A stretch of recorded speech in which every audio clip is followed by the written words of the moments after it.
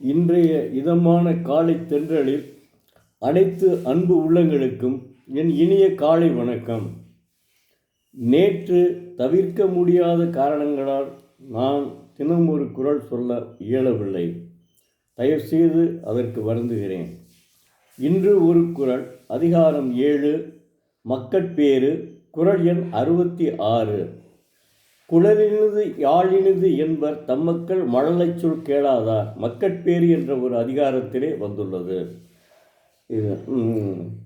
தெய்வப்புலவர் திருவள்ளுவர் தமது குழந்தைகளினுடைய மழலைச் சொல் கேளாதவர்கள்தான் குழலோசை இனிது, மலரோசை இனிது, யாழோசை இனிது என்று பேசுவார்கள் அப்படின்னு அவர் சொல்கிறார்.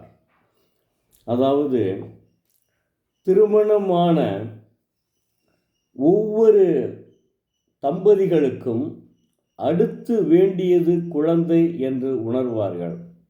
நிச்சயமாக அதுதான் எந்த தம்பதியானாலும் திருமணமான தம்பதிகளுக்கு நமக்கு குழந்தை உருவாக வேண்டும் என விரும்புவார்கள். அப்படி குழந்தை பிறந்துவிட்டால் அவனுடைய அந்த குழந்தையினுடைய குழலோசையும் யாழோசையும் கேட்டு அந்த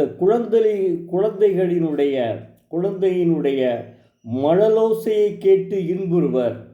அவர்களுக்கு குழலோசையினுடைய இனிமையும் யாழோசையினுடைய இனிமையும் நுகர்வதற்கு வாய்ப்பில்லை. அதை அவர்கள் நுகர்வதாக விரும்பவும் மாட்டார்கள். ஏன்னா அவர்களுக்கு மிகவும் பிடித்தது நமது குழந்தைகளின் குழலோசை ஒன்றுதான். அதுதான் இயற்கை, எல்லா மக்களிடம் உள்ள இயற்கை அதுவே தான். அதற்கு மாறாக சில பேருக்கு ஒரு 5 ஆண்டுகள் குழந்தை இல்லாமலே இருந்துவிடும். அவர்கள் ரொம்ப வருந்துவார்கள். ஏன்னா நம்முடைய குழலோசையை தம் மக்களுடைய குழலோசையை கேட்க முடியவில்லையே என்ற ஆதங்கம் நிச்சயமாக இருக்கும்.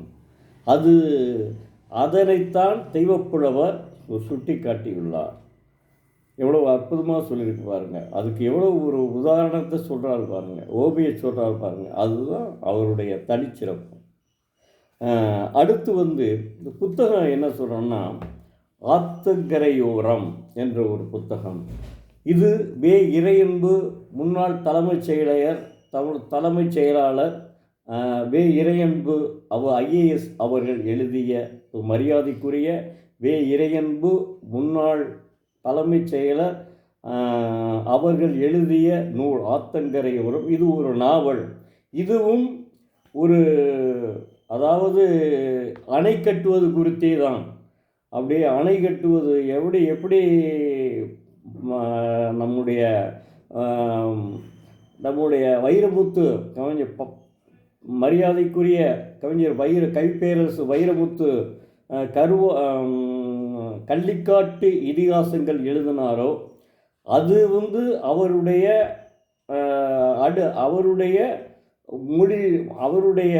மொழியில் எழுதியிருப்பார். அந்த கிராமத்து மொழியிலே எழுதியிருப்பார், வழக்காடு மொழியிலே எழுதியிருப்பார். இது IAS அவர்கள் தன்னுடைய தனி பாணியிலே எப்பொழுதுமே அந்த உள்ள ஒரு இதில் இது எழுதியிருப்பார். இதுவும் படிக்க நல்லா இருக்குங்க. இந்த ஆத்தங்கரையோரம் நான் படித்து ரொம்ப மகிழ்ந்தேன். கிட்டத்தட்ட ரொம்ப நல்லாவும் இருந்துச்சு. முதல்ல இதை படிச்சுட்டு தான் அதுக்கப்புறம் கள்ளிக்காட்டு இதிகாசங்கள் படித்தேன். அப்போ இந்த நாவலை பற்றி நம்ம எழுத்தாளர் ஜெயகாந்தன் அவர்கள் அற்புதமாக பாராட்டியிருக்கிறார்கள்.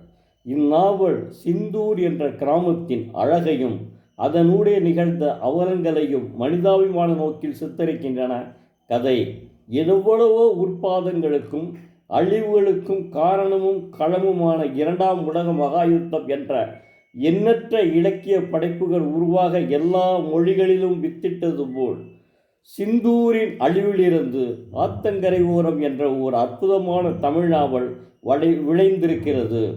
யதார்த்த நிலையை அடிப்படையாக கொண்டு மிகவும் மேன்மையாக எழுதப்பட்டிருக்கும் இந்நாவல் தமிழில் எழுதப்பட்ட இந்திய இலக்கியம் எனலாம் என்று ஜெயகாந்தன் அவர்கள் அற்புதமாக பாராட்டியுள்ளார்கள். உண்மையிலேயே இந்த நூலும் படிக்கலாமுங்க, நல்லா இருக்கும். அதாவது மக்கள் படக்கூடிய அந்த அணையினால் அடித்து செல்லப்படுவதும் அதனுடைய ரொம்ப அருமையாக இருக்கும் இவ்வளோ படிக்கிறதுக்கு. நான் படித்து ரொம்ப நாளாக இருக்குது, கிட்டத்தட்ட 2 ஆண்டுகளாவது ஆகிவிட்டிருக்குன்னு நினைக்கிறேன் இந்த புத்தகம் படித்தேன். நல்லா படிக்கிறதுக்கு ரொம்ப இன்ட்ரெஸ்ட்டாக இருக்குங்க. அதாவது ஒரு மனிதன் எவ்வளவு புத்தகங்களை படிக்கிறானோ அவன்தாங்க எழுத்துக்களையும் எழுத முடியும், அவன் எழுத்தாளராக முடியும். அதனால் தயவுசெய்து புத்தக திருவிழாவில் வாங்கிய புத்தகம் ஆத்தங்கரை ஓரம். நான் புத்தக திருவிழாவிற்கு சென்றால் எப்படியாவது ஏதாவது ஒரு புத்தகம் வாங்கி விடுவேன் என்பதை நினைவில் வைத்துக் கொள்ளுங்கள். ஏன், என்னுடைய மகனும் அதே மாதிரியே சென்னையில் புத்தக திருவிழா சென்று தன்னுடைய மகள்களுக்கு வாங்கி கொடுப்பது வழக்கம். இதே வழக்கமாக கொண்டுள்ளான். அதாவது ஜீன்ஸுன்னு சொல்லுவாங்கள்ல, நம்முடைய ஜீன்ஸ் நம்ம பிள்ளைகளுக்கும் வரும்னு சொல்லிட்டு அதுதான் உண்மை. நன்றி, வணக்கம். நாளை மீண்டும் ஒரு குரலை பார்ப்போம்.